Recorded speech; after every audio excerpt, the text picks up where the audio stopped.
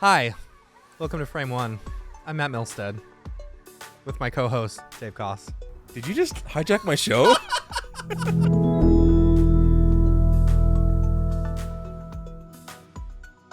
Welcome to a very special Backyard Texas barbecue episode of FrameOne. I'm hanging out with Matt Milstead and Dave Koss of MoGraph.com. Hello. And also two of the three owners of Camp MoGraph, which is kind of cool. Yeah. Typically, you guys are doing the interviewing. Today you're being interviewed. Does that feel weird? Different? No, it's not the first time. No? It's fine. No. No? All right. You know, we've been on many podcasts and really. done many shows. No. At least two. At least two, right. Yeah. So, no, we, yeah, it's a little weird. I mean, I look for every opportunity in our podcast to talk about me anyway, so this is very exciting. This is like a highlight feature then. It's Right. perfect. I It's going to be the agree. Matt Milstead episode. The goal of FrameOne is to look back at the journey you guys have had through your career through the lens of like an emotional journey. And to kind of see how that felt when you first started out, Nexus Motion, first started Camp MoGraph, and also other fun stuff. So take me way back to the beginning. How did you guys meet? Okay, how did we meet? Dave, how did we meet? We met At a terrible, it was a terrible place. It was a we were Terrible doing slave place. labor basically for no money. Yep. We worked at so I got interviewed for a job as an editor, because I was mainly an editor and After Effects user. And I already worked there. He already worked there, so I was being interviewed, and they brought Dave in to help interview and stuff, and we kind of talked. I didn't think I was going to get the job, But it was the recession, so we were grabbing Yeah. for anything that we could. Right. Yeah, for sure. So I was interviewing, and Dave came in, and we were just kind of chatting, and I was like, yeah, I'd like to start a tutorial site or something. He goes, yeah, I'd like to start a tutorial site too. That'd be cool. That's apparently Dave's voice. I was going to do C4D, and he was going to do After Effects. Yeah. So anyway, I get hired onto the place. It's a terrible, terrible place. The owner was an awful, terrible person. Mhm. You know who you are. And then He'll never watch this. he won't. No.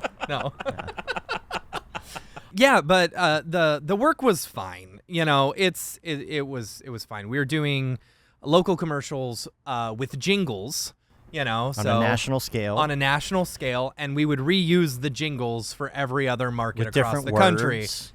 So Yeah. what would be Freed's Furniture, you can afford your dreams. Which our boss wrote. Which is us here, yeah. Then it would be, Cincinnati Bank and Trust or Yeah. something. You can afford your dreams. You The know same- it by the feeling. Rinse and repeat. Got it.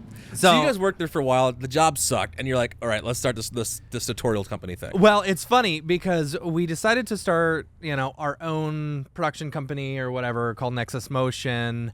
While we were working there, it's funny. One day at lunch, Yeah. we were filling out the LLC information in the kitchen and stuff like that. But we started doing the tutorials first. Yeah, we did. Right. So we hadn't decided to do the production company thing yet, and in fact, we talked about it. He wasn't even technically hired. It was like the second interview or something, Yeah. but he was about to get signed on, basically.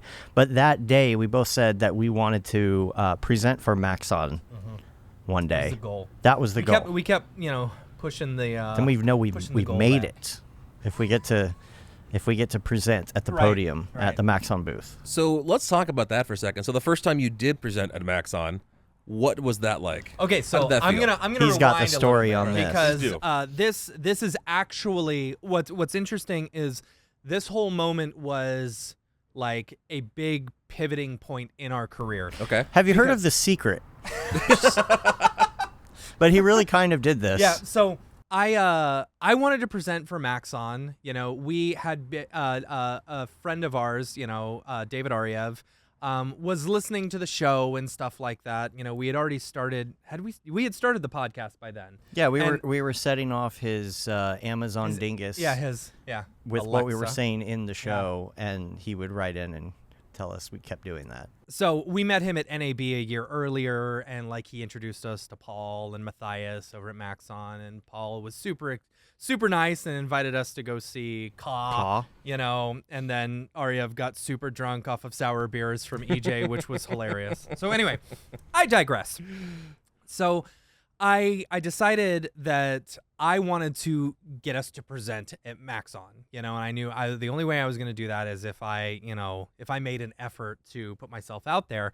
So Ariev was presenting in Washington, D.C. at like Maxon Roadshow that they were doing. So I told my wife, I said, hey, for my birthday, because this was like December 5th or something, I said, for my birthday's December 3rd. I said, for my birthday, I want to go to D.C. and I want to talk to Matthias and try and get him to, let me present, right? Yeah. So she's like, all right. So I flew up there, hung out with them. And then I spent a good majority of the time after the event hanging out with Matthias and talking and saying, hey, I want to, present at Maxon. I would love to do it. And sure enough, one thing led to another. And, clients.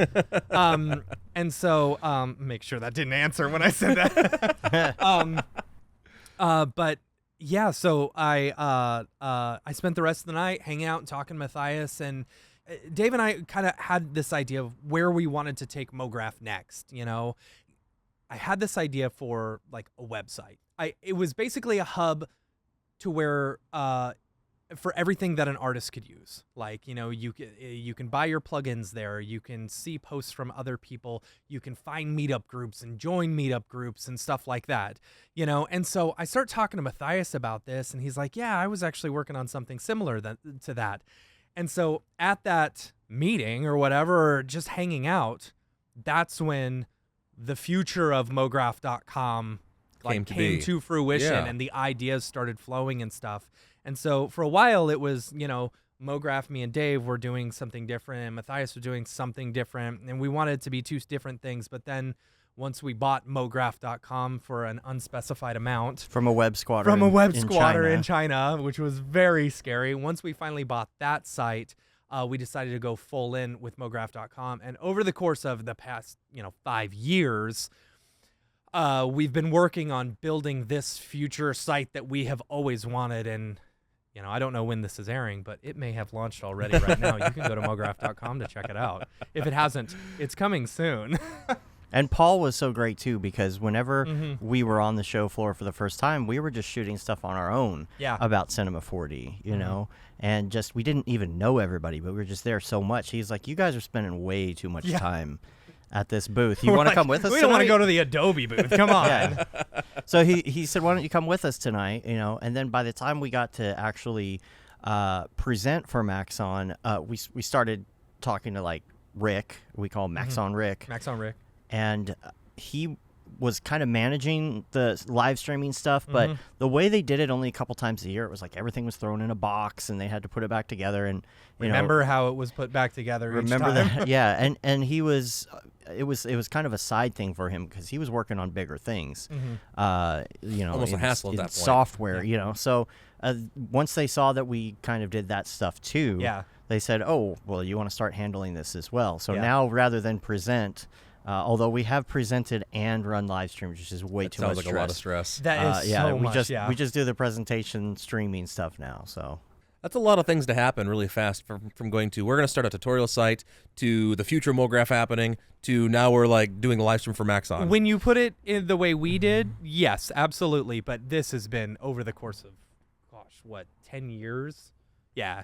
So honestly, it's gone much slower than I had hoped, and really, a big reason we have been able to get where we are today with the website and the development stuff is 100% because of Otoy and, the relationships that we've built with Otoy, and the render network and stuff, and the amazing sponsorships that Otoy has given us for the website and the podcast and stuff like that. Like without them, we wouldn't be anywhere. And it's fine that it's that way. I mean, it's kind of been a slow burn, but there's some trends that have come and gone that I feel like if we would have picked up too many things, it would have been like, it would have come and gone. Yeah. Too quick. So we're kind of playing the long game to see like what really sticks around, because motion graphics is new. We don't know what sticks around. And so now we're starting to find out what's kind of baseline always there at all times and try and not follow trends, but have something like more long term. That is the struggle of working in a new industry, because we don't know what is what yet. Matt, I do want to razz you a little bit here, because we started off. Please you were talking that you were going to be the After Effects instructor for these tutorials, and I have this insider knowledge now that you love After Effects still to this day. So talk to me a little bit about that. It's hard to be an After Effects guru when After Effects is always crashing on you. So at what point were you guys like, okay, let's stop focusing on the Adobe stuff. We're going to focus more on like 3D. Well, so Dave had taught me at this job that we were at. I wanted to learn 3D. Dave had already known cinema. I wanted to do more 3D. I got into it because I wanted to make 3D logos. I wanted it to look cool, and so I had done a little bit of C4D, through some Grayscale Gorilla tutorials, and then I think Andrew Kramer had done one, School of Kramer, and so I had done one tutorial, and then Dave kind of taught me a whole lot more about it. He sat down with me for like 2 days and just taught me everything about Cinema 4D, at least doing titles and extrusions and stuff like that. Yeah, like some basic logo stuff. Yeah. Because that's what we were doing. We were doing a lot of basic logo stuff. The formula for doing a spinning logo. Right. Yeah. We can now take your logo and animate it in less than an hour. Man, I'm so good at that now. So good. 10,000 hours of just logos. Yep. Yeah. Get the specular just right. And beautiful. So when you guys first started Nexus and started MoGraph together, how confident were you guys that this is going to work? It's going to be a long-term Not thing. at all. No. Still not. We're still trying to get to the point where MoGraph is technically our full-time job, because we're still, independent contractors. Dave is running Nexus Motion now. I'm just doing my own thing. I'm hopefully moving over to MoGraph full-time this year. By the time this airs, who knows if that is the case? Absolutely. So, but that's the goal, and it's hopefully to build MoGraph and this new site, up throughout the next year. Yeah, for sure. So one thing I've noticed from like the few episodes of FrameOne that I've been interviewing and talking to people is the relationship between two people is critical. Like you have to be in communication, you have to be like on the same page. Dude, it's a freaking marriage. How? I think that was like Amanda Russell, our first episode. She said the exact same. You get business married for sure. Yeah. Talk to me a little bit about how you guys have had like to come together, figure out how to work together over the years. I don't know. It's funny. We slowly became friends at the place that we were working. Yeah. And then we'd go and eat lunch every day, and we got really fat doing that. Yeah. Our first common bond was Regular Show, because I was wearing a T-shirt of Regular Show, and we were at Chipotle, so we just talked about Regular Show, and then we realized we have kids and love Adult Swim and Adventure Time and all of that. So, through doing tutorials and stuff together, we started. That was first. Then we said, hey, well, we could do this stuff for clients, on the side, So at one point, I got fired from that job because the owner wanted to buy a Maserati, and he needed to cut down on some of the higher paid people. Wow. And I was one of the hired paid people because they hired me on accidentally at a higher rate. And So- I was in charge Sounds of like a pipeline. well-run place. Yeah. Like the problem was what was I? Lead editor. Yeah. Even though I'm doing graphics, I don't understand. Yeah. It was. But I was doing pipeline stuff too, right? Like I was managing the stages that these little assembly line commercials were being. Like I was managing that workflow. So like, is it being edited? Are graphics being done? Whatever. And we would get them in these batches. And when we got to the end of this period, I was looking at the schedule and I was like, guys, you realize we have 90 days where we won't have anything. We were just going hard, like, I don't know, like 10 spots a week and then nothing for 90 days. And the day that date on my calendar came, I went out of my office one afternoon and looked, and his stuff was gone. Yeah. Like right across the hallway. Yeah. So, but best thing that ever happened to both of us. Yeah. Best thing that ever happened to both of us, because sometimes you just need that push, Right. like the forceful push into something better. So like, I was lucky that I was able to learn 3D and stuff like that in that job and get quicker at it, because I went freelance after that, for about 3 months. And then I interviewed for a job I actually interviewed for 2 jobs in the same week. And one of them I got, and they were offering like $25,000 more a year. Not bad. Yeah, not bad. And then and I accepted the job. And then the next day I interviewed for another one, and they offered me a little bit more than what the other company was offering. So I ended up taking that job, and I called up Dave. I said, "Dude, you got to call this company, and you got to quit your job." And that's ended up what happened. So by firing me, they lost out on another editor and graphics guy, which is awesome. I feel when he great called about me and that. he told me about that, I was like, I'm taking that job, because I was miserable at this point, right? Because they had fired not just Matt but other people too, and it was not going well, and I was already miserable there, and so I'm like, I'm taking that job, and The Secret. I'm like, I'm taking that job. I'm going to write my resignation. They do not see it coming. I'm going to put a bottle of scotch on my immediate supervisor's desk with the letter and say, sorry to do this to you. And we're going to go to lunch first. I'm going to come back, put it on the desk, and then I'm going to drive home, and I'm going to listen to Today Was a Good Day on the radio. And that's exactly how it went. And that's exactly what happened. I took the job. They hired me there. And then we both kind of hopped off after that at some point. I was a little worried. Because, we didn't end up talking as much, after I left. And I was really worried that, kind of we were going to go our separate ways. Yeah, right. Yeah. But then as Dave was working for that company and I was working for another company where a good majority of our work was like Samsung products and stuff like that. And I was supposed to be building out this 3D team. But, with cycles on electronics and stuff, you've got like 4 months of not doing anything. So at one point I forgot that I was getting paid to actually make videos. I thought it was just to check Reddit and watch my stocks and stuff like that. So then eventually I got burned out on like not doing anything, and I wasn't growing. So I left that company, went to another company, and that one was the straw that broke the camel's back, where it's like I was traveling an hour 15 minutes every single day to work, and then an hour and 15 minutes home every single day. So, half of my day a good majority of my day was just spent driving to it, and it was run by the sales guy. Word of advice to every company: never let your sales guy run, creative. Yeah. Because every job I've had has been exactly that. Yeah, because the sales guy doesn't know creative.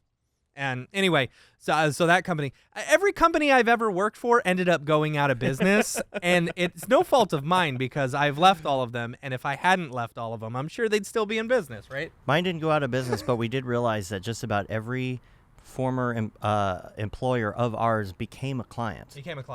That's Like, one Interesting how all that of works. That's a relationship thing, I think, there. That is- Even a retainer with that commercial company we were at doing the funny jingles for. Interesting. So at what point did you guys leave your full-time jobs and start doing Nexus full-time? When we got We were at those jobs we that were we at were those just talking jobs. about So it was, getting. it was a side gig. So, and then I went Dave- first. Yeah, I yeah. went first. I hopped off of this advertising agency job that I had, very small place. They were real big in the 90s, like in print, and they were trying to get started in 3D. And we had done some 3D stuff for like Diageo, and I had brought in people from that job we were at before to come work for me. But like it just took, like I was just waiting for just a little bit of money to get that push. So it was side jobs. I had jumped off. Then I jumped off first. We got a commercial. Yep. Dave and I got a commercial For doing Masters. For like it was like a Masters. What was it? Home Like, Electronics. Home I just watched Electronics. it the other day. It was It's like a rental local company. commercial. So we built. I directed a commercial. We wrote it. And we did the whole thing. And through that, we were able to make enough money to where Dave was able to jump off first. And with that, he brought in that old company as a retainer, and we realized, okay, that retainer basically pays for one person's salary. We only need to make one more person's salary With all the across, other jobs. with everything else.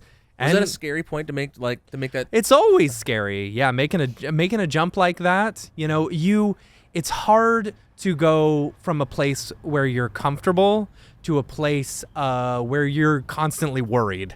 Let me rephrase that in a different way then. How did you know that leaving the safety of a full-time job was the right call? You didn't. weren't making a mistake. I didn't. You just have to have kind of faith in yourself. Yeah. Faith in that, your skills are good enough. that you can network well enough and that your work is decent enough to where you can bring in some work. You got to have money in the bank. You have to. You got to have a little 3 bit, to 6 months, and with 2 of us, we had to have a little more. You know what? You say it. 3 to 6 months, but honestly, you could do it as long as you get like a month or so. You got to be hustling, but there's ways to do it. Yeah. But we came up with a plan, and we always stuck with this the whole time. We never changed it. We started up with a system. First of all, Matt started a burn sheet. It's the stupidest thing in the world. You've seen Silicon Valley. They have the burn sheet on Silicon Valley. They? Yeah. That's where I remember What is from. the burn sheet? Okay, so it's so stupid in its simplicity. But like it helps relieve a little bit of stress because, Dave and I, we never really had a good like strategy for like project management, so to say, or figuring out what is upcoming and stuff. So I created this burn sheet. We didn't have enough projects. We didn't have, So he'd always say, oh, I think I got, because we kind of had our own clients, but we'd work together on projects and stuff like that. And he'd be like, oh, we got this one coming in. We got this one coming in. And he'd tell me all these and then I'd forget them. It just, oh, cool. Whoa, all right. Now on to the next thing, right? So what I did was I created the burn sheet where it's basically, okay, this is how much money we have. This are the projects that are coming in, this is when, payroll and stuff that we know we've got. All the expenses you're going to have. It's just like 5 columns in Excel, It's basically when are we going to go out of business? When are we running out of money? When do at what point do we need to panic and what point do we run out of money? And go find full-time jobs. It's all the money coming in and it's all the money going out. And the decision that we made is that we were going to do a paycheck every 2 weeks for each of us, and it was always going to be this amount. So you put that in there, and you put that on the chart as well, so that you know exactly when can you stop paying yourself. And that's the big thing. And that way you always have this regular paycheck. We're not doing a gig and saying, oh, let's just split all that money and not think about cash flow or anything else. To keep the rest of your money there and to have a plan and not just go up and down. You can have your own personal budget if you know you're going to get that exact amount of money every 2 weeks, and that's important. You say it's such a silly, stupid thing, but it seems super like having that peace of mind to know what's coming in and what's going out is kind of a big deal. Yeah. Especially you're making a leap to not having a stable job. Right. And we had been doing Nexus Motion for quite a few years before I did the burn sheet. I got so stressed out about money and incoming stuff and not knowing if we were going to pay bills that I was like, I've got to do something to ease my mind, and it's like as soon as we built that burn sheet, we knew exactly when we run out of money, exactly how much work we needed to bring in, what stuff was coming in, what stuff was going out, when our subscriptions renewed and stuff like that. And it's the amount of, or the sense of satisfaction and ease on my mind was like, okay, I know. I would do it every morning. I'd look at our burn sheet and be like, okay, we're good. Look at our bank account. Okay, we're good. I love that. It helps you know when to panic. Yeah. We got to make some sales. We got to go. Yeah. So let's talk a little bit about the relationship building side. When you were, as I understand, when you were starting MoGraph and you wanted to present, you started just chasing Max on, saying we're going to do this, that kind of stuff. Wasn't much of chasing, but yeah. but you can't chase the willing. Having that initiative to say, I'm going to go do this because I want to do it. Talk to me a little bit about that. How does that pay off for you guys long run? Schmoozy Matt. Schmoozy Matt. It's all Schmoozy Matt, right? My wife hates Schmoozy Matt. Anytime we go to a meetup or something, she sees Schmoozy Matt come out. But Schmoozy Matt has paid off, Yeah. It will eventually, But it's like I don't know. I've always been an extrovert, at least until the pandemic when I became an introvert. But I've always been an extrovert. I've always enjoyed talking to people. I've always been comfortable, talking shop and stuff like that. Yeah. So, Dave and I, we've created this, what is it? This reputation for ourselves unknowingly that we are the party planners among the 3D industry. Yeah, MoGraph on. Anytime there's like a party that needs to be, or an event or something, it's like, hey, let's call the MoGraph guys. Not to reinforce that, but the fact that I came down to shoot a bunch of FrameOne episods, right? You're like, we're throwing a backyard barbecue. There you go. Yeah. I mean, we're gonna do a meetup. We did a meetup last night. Yeah. I mean, and that really it really goes well with the website that we're developing. Our big push with it is going to be, we want to help meetup groups happen, and people to be able to find meetup groups, and because connections are so. Has that been like a big focus of your guys' careers, just connections? It's been. I don't know. I don't know about connections more so than building community. That's what it is. Helping grow and foster the 3D community. And you learn early on that you don't want to be an asshole. And you really need to be accepting of everyone, and you need to learn to be compassionate and stuff like that in order to really become successful and really foster that community, But I think one of the things that we've learned as far as how we can play off of each other is like if Matt does all the schmoozy stuff, right? Yeah. Then I'll do the planning stuff. Dave's a great producer. I come from the producing background. I used to do live shows and things. That was my other life, is doing like live concert touring and live graphics and live video switching and planning big events like that, right? So he schmoozes and does the deals. I'm like, hey, we're going to do this. And he's thing. like, oh, shit, how do we make that happen? We got to do this. But you don't worry about blank. I'll worry about blank. But one of the things, we noticed that right off the bat when we did that master shoot, the rental company thing, because with the planning of the shoot, I had everything down to like extra outlets for the actors to charge their phones. Yeah. All the little things, managed to fit it into a certain budget, take care of all the planning on it, and then get there, and then Matt's the director. So he's always done like a directing role, and I've done a producing role, whether that's doing a shoot or doing a short or doing client work or planning events. So typically in a co-owning relationship, there's a visionary and an implementer, and it sounds like you guys have identified which is which. Kind of. I think like we go back. We go back part. and forth. Yeah. Like the thing is, we're always thinking about the next thing that we can do. Whether it be another thing to foster community or another thing to help bring in income or something like that. We're always thinking about that, and because the MoGraph TV that you see behind us, that was Dave's baby. He came up with the idea one night while watching TV. Yeah, I was watching election coverage out here, right here actually, and then like there was just it was 2020 election. There was a lot of ongoing coverage, and I was thinking about like, what if it was like this but not depressing? Like, what if it was like 24/7 and it's 24/7 MoGraph stuff, and there's commercial breaks, and you can do these promos like this, and then what if there's a show and then like a ticker on the bottom, and it was just like, and this was just kind of like spewing out. And Julie's like, how long have you been planning this? And I was like, no, this right now. She's like, you need to write this down. Write this down. I'm like, no, I got that. Like, I know what this is. And a year later, we launched it. Yeah. So the day that it went live, talk to me about that feeling after all that hard work of a year. It was a little underwhelming because I thought that, like, of course, like, it's going to get 1 million viewers right away. Not really. But so the thing about watching a tutorial is you're usually looking for a specific tutorial. It's like, oh, I need to do that thing. I want to learn how to do that thing. My client needs to do that thing.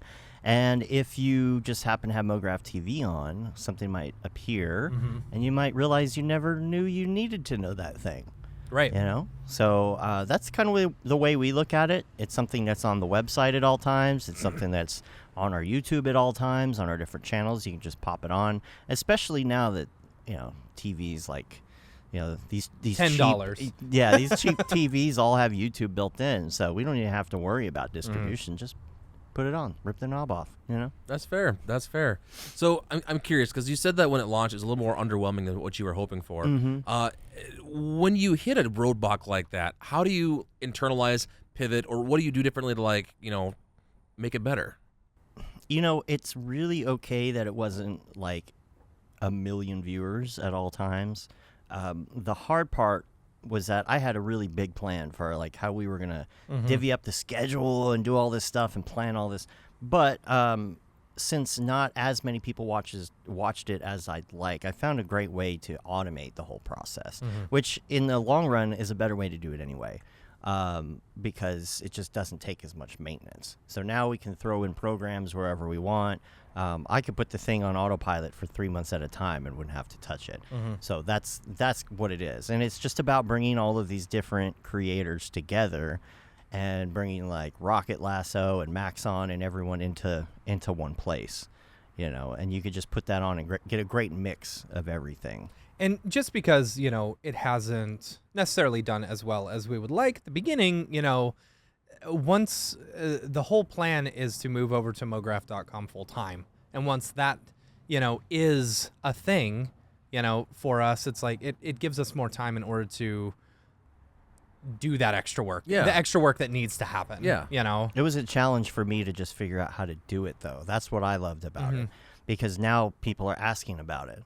People are like, oh, how did you do that 24-hour thing? And so now for me, it's just, it was one of those hyper-focus things where I had to figure out how to do this. And once I figured out how to do it, I didn't really have an interest anymore.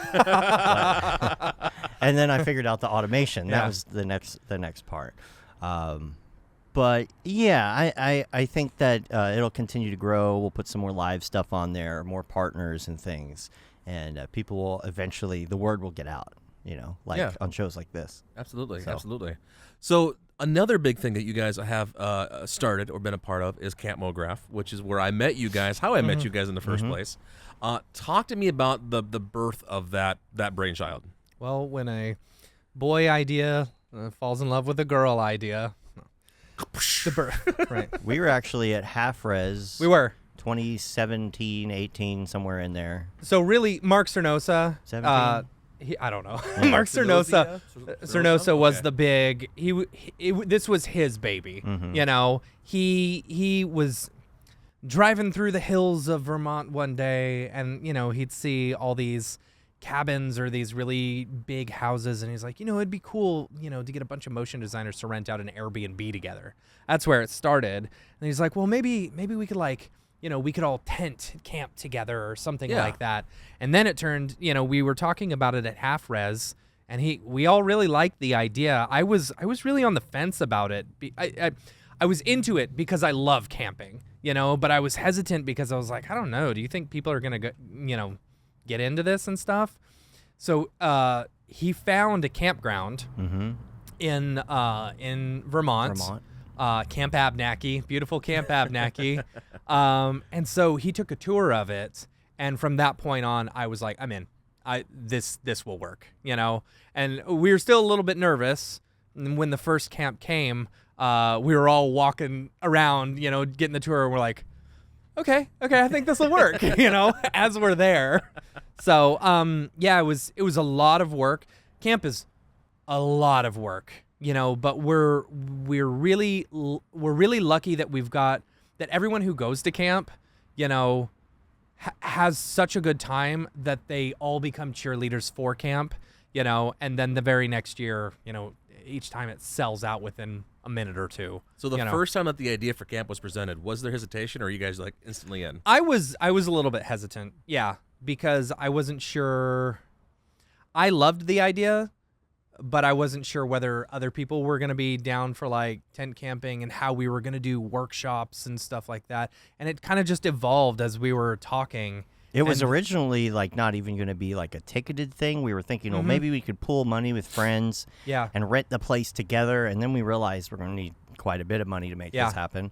But the thing is, we have been going from trade show to trade show, meeting with each other, talking in very large groups, loud bars and things. And when we were at Half Res and we were hanging out for we had all come in for like an extra day in Chicago, and we were just chilling and just sitting in the B&B and talking to each other. We never all got to sit around and just chat. Yeah. And that was the part that I think Mark was really into. He's like, no, this needs to be a thing, but it's just this, no conference to go to. And we're all just hanging out and maybe working on projects or talking about things. So, once we figured out, okay, we're going to have to sell tickets in order to make this a bigger group effort.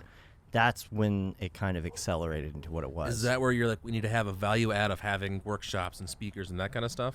Yeah, because you're going to charge people money, and they're going to come to this now. You want to have a little bit of something for them to do. So it really snowballed after that.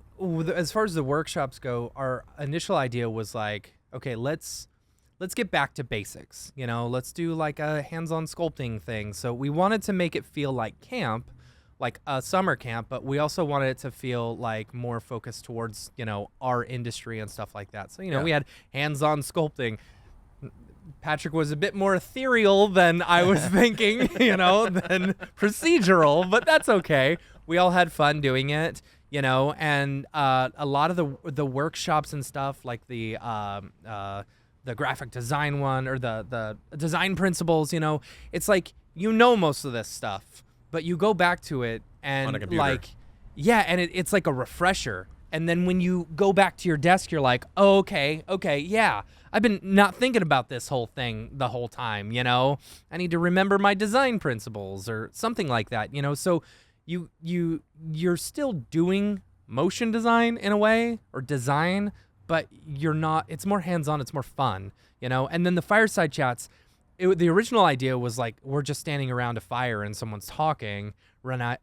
But that first, man, like we were talking earlier, that first year is going to be hard to beat because it was like standing next to a fireplace, you know. Right. We were all cold and we were huddled together, and it was just like the vibe was great. A very rustic camp too. Very rustic. Very rustic. Yeah, and it's so funny because like, oh man, it got so cold at night. We didn't have any heaters in the any of the cabins, you know, and had to go buy we some. were all freezing. So we went and bought a bunch of space heaters, and we were telling everyone, don't turn it all the way up, but everyone turned it all the way up. So we were popping breakers left and right all night. But no one thinks about that when they think about camp. They think about all the fun times that we had and how great it was and how fun it was to interact. And then, you know, last year was the first year that we added an extra day just to like chill and not do workshops and just do activities and stuff like that. And I think that was awesome. I mean, going back to that first year, I think there's something to be said about when people suffer together, there's an extra bond of camaraderie. Yeah. So I think that might have played in a little bit as well. Yeah. I am curious, once the idea for camp came together, you have a campground picked out, you start selling tickets. Mm-hmm. Did the first year, how quick did the first year sell out? Technically, it didn't. We just said it did as a marketing ploy. I don't even remember that. I remember that. We were pretty close, though. I mean, we could have fit more people in, but we also didn't know what was too much yet. Right. So we didn't want to go over, I think, like 100 people at first. Yeah, I think it was 100 people. And we were or at like something. 89 or something. Yeah. You were like right that. there. Yeah. When you first released tickets for sale, were you excited? Were things like happening right away? Were you nervous? What were your thought process? We were getting a few, ticket sales here and there. You know, there was a good push like right at the front, and we were thinking that it would were better than we thought, I guess. Yeah. You know, I was really hoping that we would do better, but it was fine. You know, the first camp didn't end up making a profit. We ended up putting some of our money towards it, which is totally fine. We fully expected that. You know, you can't expect something like that. Yeah, but between all of us, it was only like $6,000. No, it was that like we only lost. $1,000, you know, each person. So take that. Yeah. Fast forward to the day of camp starting. People are starting to arrive. Mm-hmm. Like, this thing is about to take off, whether you guys are ready or not. Yeah. How did that feel in that moment? It was nerve-wracking. Once we got there, I felt a lot better, you know, because we could actually, like, walk around and, like, see everything. It wasn't just, like, all in my mind or all on Notion or... Man, I know that at that time it was a Google sheet, you know. Well, because it was like word of mouth the way that this was spreading, the good thing was that we had volunteers and teachers that we already knew, and half the campers we already knew. Yes. So that helps a lot. We were a little more comfortable because we knew all these people. If something went wrong, maybe they'd be a little more forgiving toward us. They might rag on you a little bit, but they're not going to be like, rah, rah, rah. Yeah. Yeah. That's fair. That's fair. So fast forward, camp wraps up. It is a success. You guys are hearing all the great feedback. Yeah. Talk to me about those emotions. So Ryan Summers was a huge cheerleader for us, and I can't give props to him enough. Yeah. Because, you know, he had just left his job, at Digital Kitchen, and he came and spoke with us, and like he had this just energy, while he was there, especially I think after leaving that job and the excitement of moving on to something new. So I think that had a lot to do with also his experience at camp, but because he had such a good time, he just became this big cheerleader for us, especially on the School of Motion podcast. And, every time we had him on the show, he would talk about how great camp was and how like he felt like that was a changing point in his life. And that's the best marketing we could ever ask for, is someone doing that. And, everyone really had a good time at camp. There was a woman who came to the first camp. Her name's Anna, and she said if you didn't leave camp feeling like you had joined a cult, you didn't really go to camp. And really, that's what it felt like. It was great, But yeah, hearing all the positive things and like seeing all the threads on Twitter, it made all the stress and everything worth it. Like we weren't sure whether we were gonna do Camp 2, but after it was a success, we immediately started planning Camp 2. I think the Instagram stories created a lot of FOMO. Yeah, because there were like 300 Instagram stories, and we archived them and everything, which is great. It's really fun to look back on. Mm-hmm. But I think that was what it was, because stories were really big right then, and I think that just created like a ton of FOMO because that just spread through everybody's list of friends, and that's what drove the next year's sales for sure. The next year, it's so funny. For the next one, when our ticket sales, when they went on sale, I was the one who was doing all the Eventbrite ticketing, setups and stuff. And then I thought it had broken. My wife has this on video, and I'm like, oh no, what's going on? What's going on? And it just turned out we sold out in a minute. And I fully did not expect that. And it was incredible. Because you get nervous when you set all that stuff up. Did I do it right? Did I set all the settings right? You don't want an accident to happen and you realize you give a bunch of people free tickets or whatever it is. And then for it to be all good, we just kept looking at it. And all of a sudden, Matt's like, it's not working anymore. There's no tickets available. We're like, why? I don't understand. We had it all work. Oh. Yeah. All right. Okay. Well, that's good. It's funny because during that time we were like, well, if we sell out, we'll be able to do this and this and this. But if we don't sell out, we'll need to limit this and this. And then it sold out. We're like, well, okay, well, I guess we're going full steam. I imagine at that moment you're like, okay, this is a real thing. This is that's the moment you realize you found gold here. It felt really good. Yeah. And we were one of the few events that happened that year because of the pandemic. That was 2021, right? Yeah, 2020 was moved. 2020. It was supposed to be 2020, and then we had to move it to 2021. And we were one of the only events that actually happened that year. But we felt like we're doing an outdoor event. And we had a really cool system of bracelets about your level of how comfortable you are. And I don't feel like anybody follows it anymore these days. Yeah. But that first year, it really helped. Yeah, and we did have vaccine requirements or testing requirements. Yeah. And so it was really nice. Everyone felt safe going, And then the next year in Virginia, I mean, that was such a cool, that was a fun event, and that we try and find different places every year.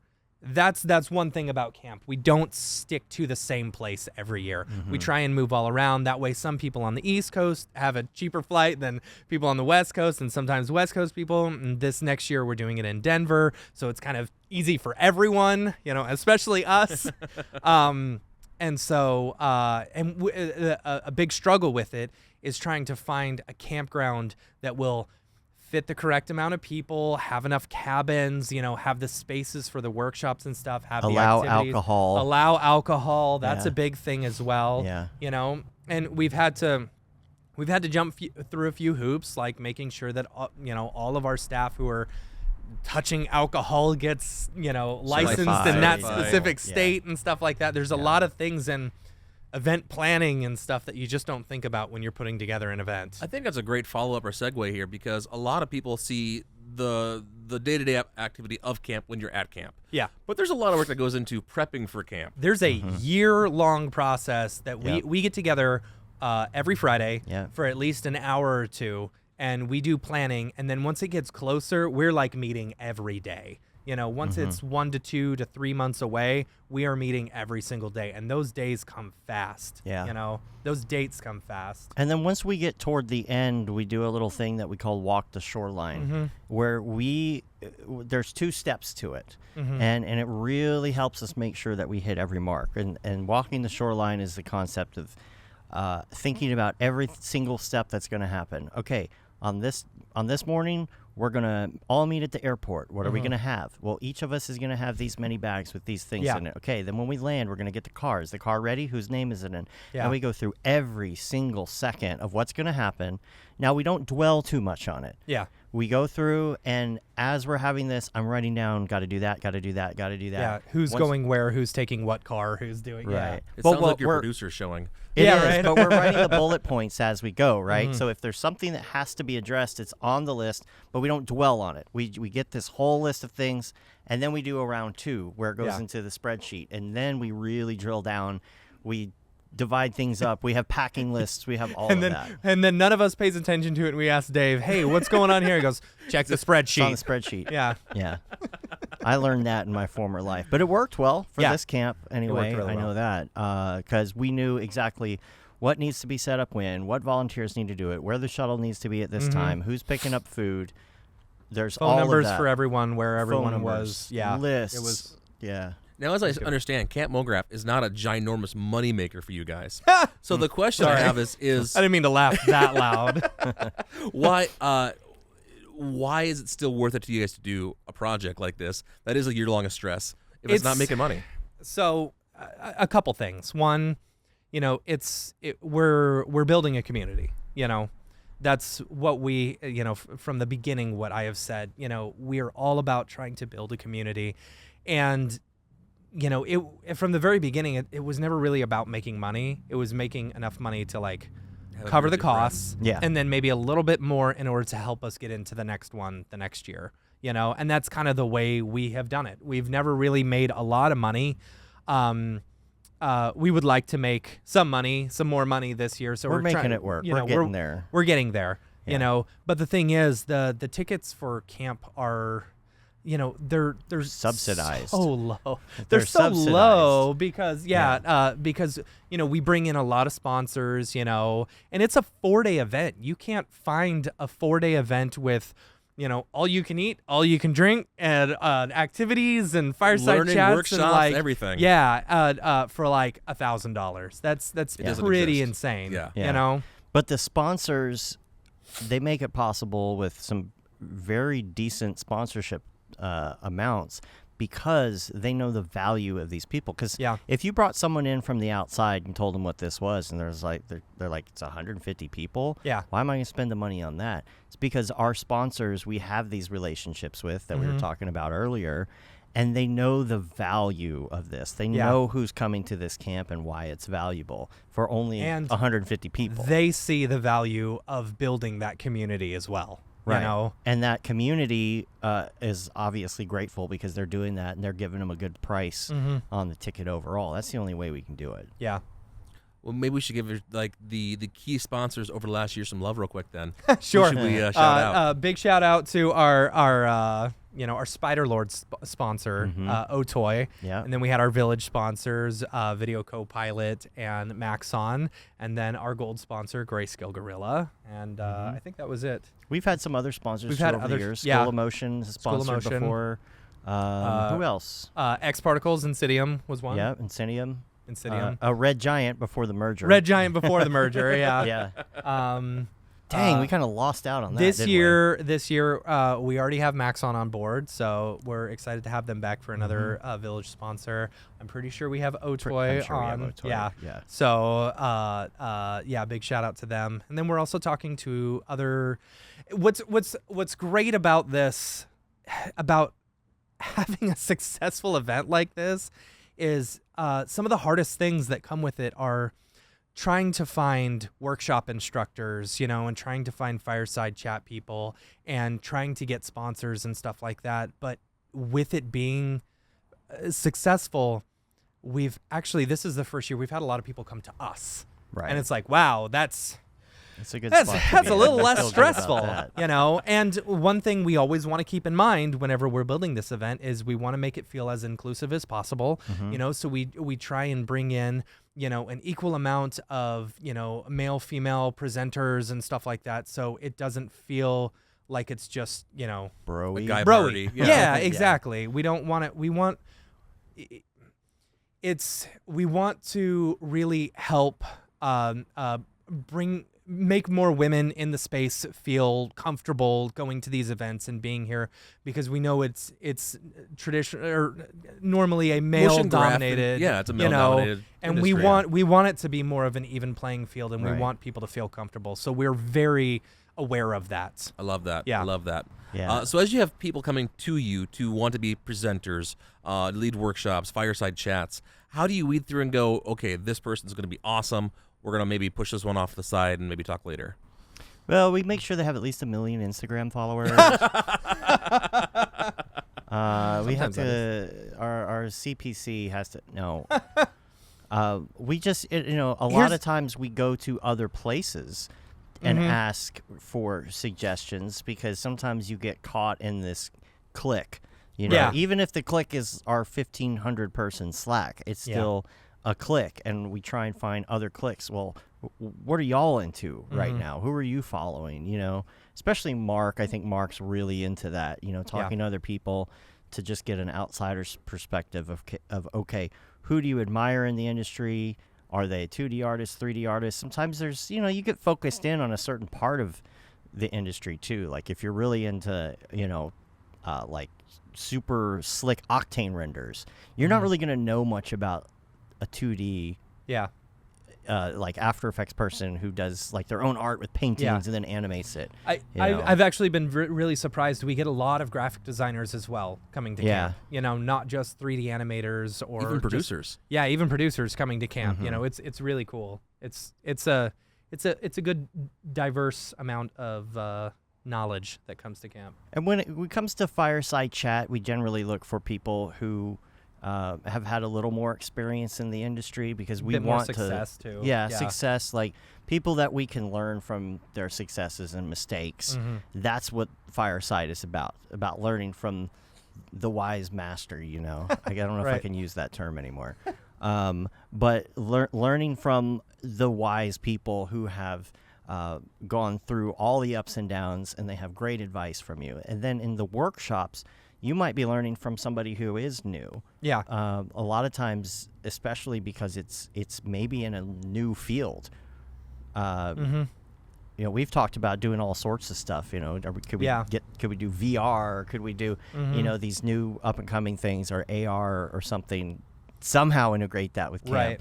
But it would be cool to have somebody new in the field, because most of those people are new in the field because the field is new. Like maybe like Don Allen, or someone doing AR or something. That would be somebody who's very fresh into it. Maybe not a fireside chat person, but a great workshop instructor. Yeah. And there's a challenge with that too. You know, there's a challenge with having the correct camp. It's finding the space and making sure it's not too bougie, you know, and not too rustic, you know, and that you can the people that you bring in and the workshops you're having are not too technical, or like don't rely on, you know, electronics too much, or that they're all not just like presentations or Right, you something. wanna have the that you've got hands-on. hands-on stuff and it feels campy and stuff like that.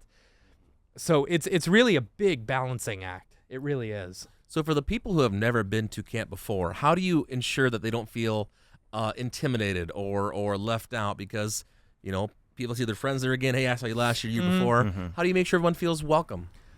We really push the idea of, you know, not just sitting around when you're eating dinner or whatever.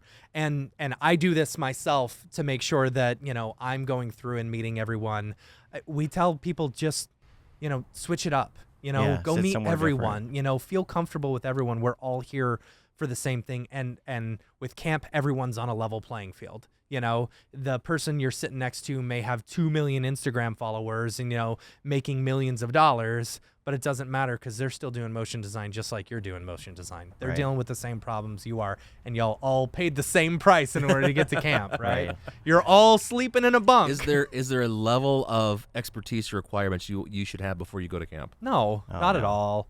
The No. thing is, we all talk shop, you know, we all do stuff, but like honestly, if you're in college, just making those connections is so important. There's know? people who have come to camp who were very off the beaten path. I was like, how in the world did you ever even find us? Yeah. You know, because they're doing things that are, I wouldn't say not art, but not what I would consider like motion graphics related at all.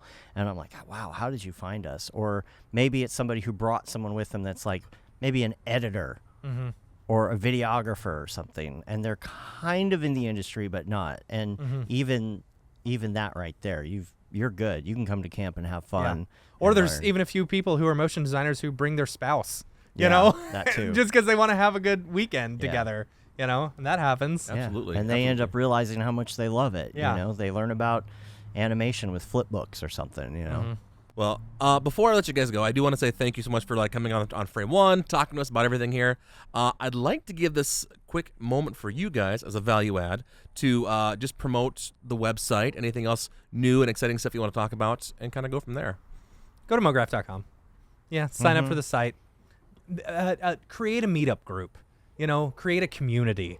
Do that. You know, you'll be amazed at how much better you get as both a motion designer and a human being when you create that community full of people, you know. And if you want to meet more people online, hit us up. Yeah. We got our Slack, we got our Discord, got our weekly show, we got MoGraph TV, we got classes, we got everything on there. Everything. So, yeah, start there and meet someone, and then come meet up with us in real life so we can say hi for sure. Yep. That's the best. Love it. Well, Matt, Dave, thank you guys so much for being on the show. I appreciate Thank it. you. Thanks. That's it. This episode of FrameOne brought to you by MoGraph.com. My first sponsor. Let's eat barbecue now.